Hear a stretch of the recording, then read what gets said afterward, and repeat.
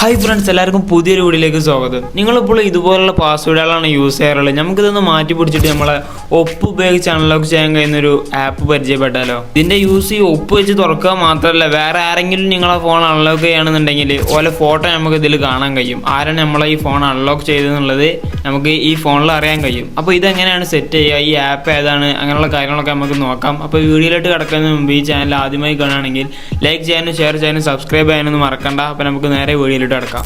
ഇതിനുവേണ്ടി നമ്മൾ ആദ്യം തന്നെ നമ്മളെ പ്ലേ സ്റ്റോർ ഓപ്പൺ ചെയ്യുക. എന്നിട്ട് ഗസ്റ്റർ ലോക്ക് സ്ക്രീൻ എന്ന് നമ്മൾ പ്ലേ സ്റ്റോറിൽ സെർച്ച് ചെയ്യുക. എന്നിട്ട് നമ്മളത് ഇൻസ്റ്റാൾ ചെയ്യുക. അപ്പോൾ നമ്മൾ ആപ്പ് ഇവിടെ ഇൻസ്റ്റാൾ ആയിട്ടുണ്ട്.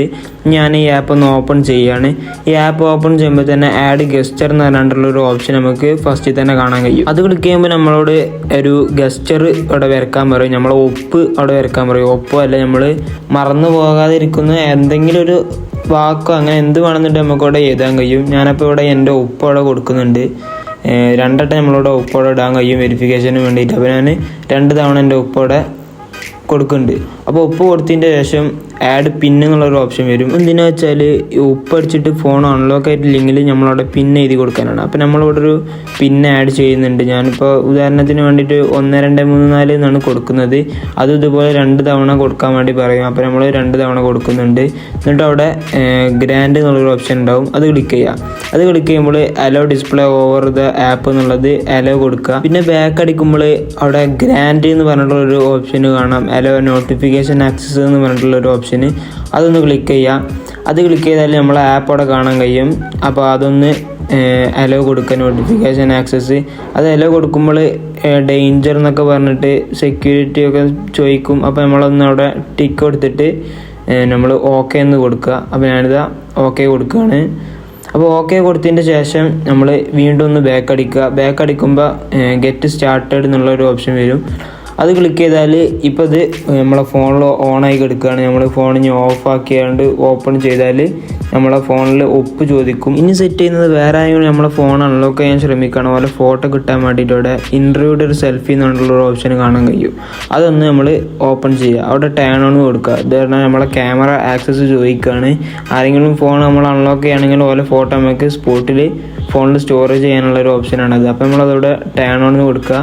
അപ്പോൾ നമ്മളോട് അലോ ചെയ്യാൻ പറയും, ഫയലും ക്യാമറ അലോ കൊടുക്കാൻ പറയും. അത് കൊടുത്തതിന് ശേഷം മുകളിൽ നമ്മൾ റോങ് അറ്റംപ്റ്റ്സ് എന്നുള്ള ഒരു ഓപ്ഷൻ കാണാൻ കഴിയും. അതെന്താണെന്ന് വെച്ചാൽ വേറെ ആരെങ്കിലും നമ്മളെ ഫോൺ ഉപയോഗിച്ച് ഫോൺ അൺലോക്ക് ചെയ്യാൻ ശ്രമിച്ച് എത്ര തവണ ശ്രമിച്ചു അതാണ് അവിടെ ചോദിക്കുന്നത്.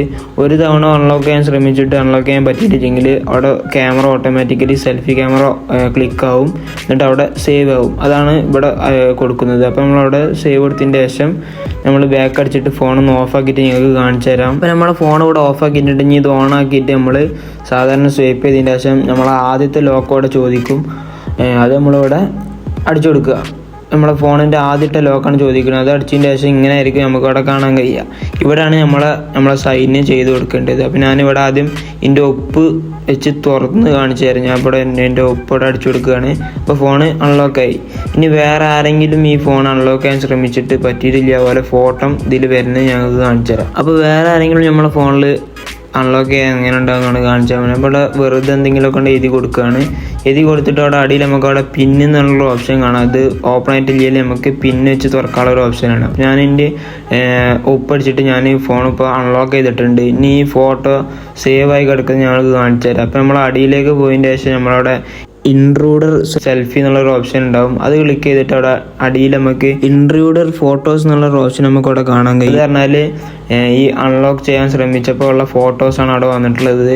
ഫോട്ടോസ് മാത്രമല്ല, അവിടെ നമുക്ക് എപ്പോഴാണ് ടൈം, ഡേറ്റ് എല്ലാം അവിടെ മുകളിലൂടെ കാണാൻ കഴിയും. അതാണ് ഇപ്പോൾ നിങ്ങളിപ്പോൾ കണ്ടുകൊണ്ടിരിക്കുന്നത്. 29 മെയ് 2025 12:18 AM എന്നുള്ള ഇതാണ് ഈ ആപ്പിൻ്റെ യൂസ് എന്ന് പറയുന്നത്. അപ്പോൾ ഇതായിരുന്നു കേസ് നമ്മൾ അന്നത്തെ വീഡിയോ എന്ന് പറയുന്നത്. വീഡിയോ ഞങ്ങൾക്ക് എല്ലാവർക്കും ഉപകാരപ്പെട്ടെന്ന് വിചാരിക്കുകയാണ്. അപ്പോൾ ഇതുപോലുള്ള വീഡിയോ ഞങ്ങൾക്ക് ഇനിയും കിട്ടാൻ ഈ ചാനൽ സബ്സ്ക്രൈബ് ചെയ്യാനും ലൈക്ക് ചെയ്യാനും കമൻറ്റ് ചെയ്യാനും ഒന്നും മറക്കണ്ട. അപ്പോൾ ഇതുപോലുള്ള പുതിയ വീഡിയോ ആയിട്ട് നമുക്ക് വീണ്ടും കാണാം. അപ്പോൾ ഓക്കെ, ബൈ.